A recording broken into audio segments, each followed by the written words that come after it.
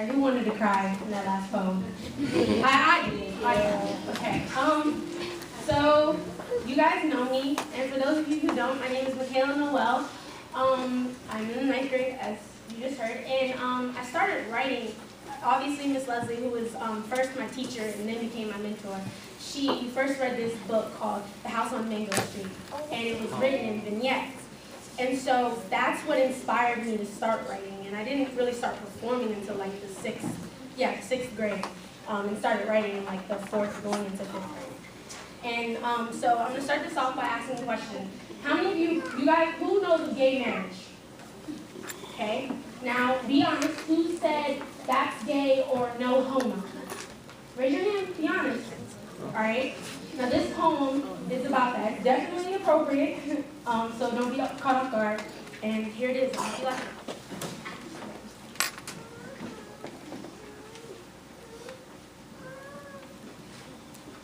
I was born into a generation of justice where no child was left behind and no adventurer ever got lost.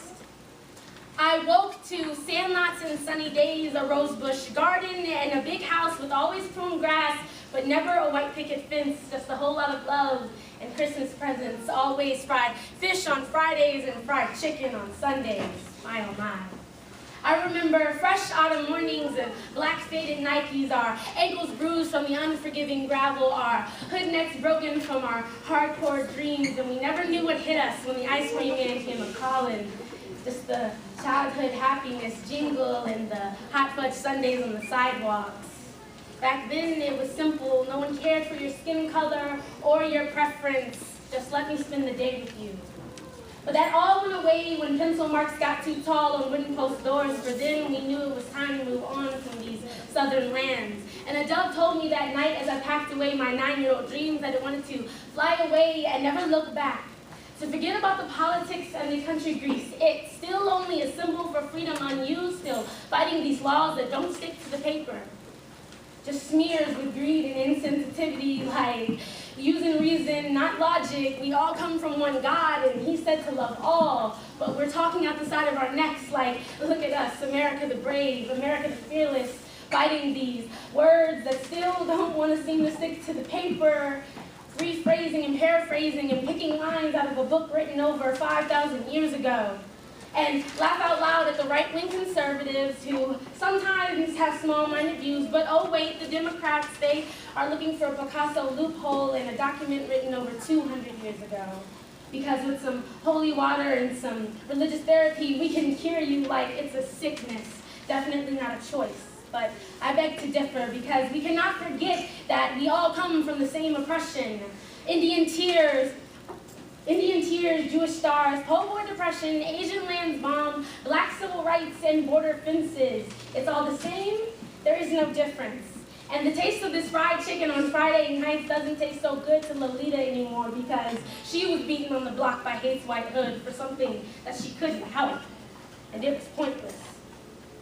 Because now Lolita doesn't get to see the world change. She is forever young, filled with a longing and a sadness because they told her that love was patient, that it was kind, and that it never dishonored, that it knew no race nor gender. It only knew to just give and accept. We must not forget that marriage is not a contract between a man and a woman, two people. No, it is a contract to love for forever between two people. And if we remember that, we will remember what we came from. And that is all that He could ever ask for. And now Lolita lies in that sandlot where it never rains anymore. No more Nikes hit that gravel, and our hood nets are no more. The ice cream man has retired, and that autumn air tastes like death now. But Lolita will wait for us to catch up because they told her that this too shall pass, that these stars would change history, that those Indian tears would form bonds, that depression, we would come back as a stronger nation. That someday those nuclear warfare stories would be just another old fairy tale to tell kids. That someday somebody would walk to the front of that bus and stand for a cause they believed in. Someone told her that one day these fences will be taken down. And honestly, that's all he can ever ask for.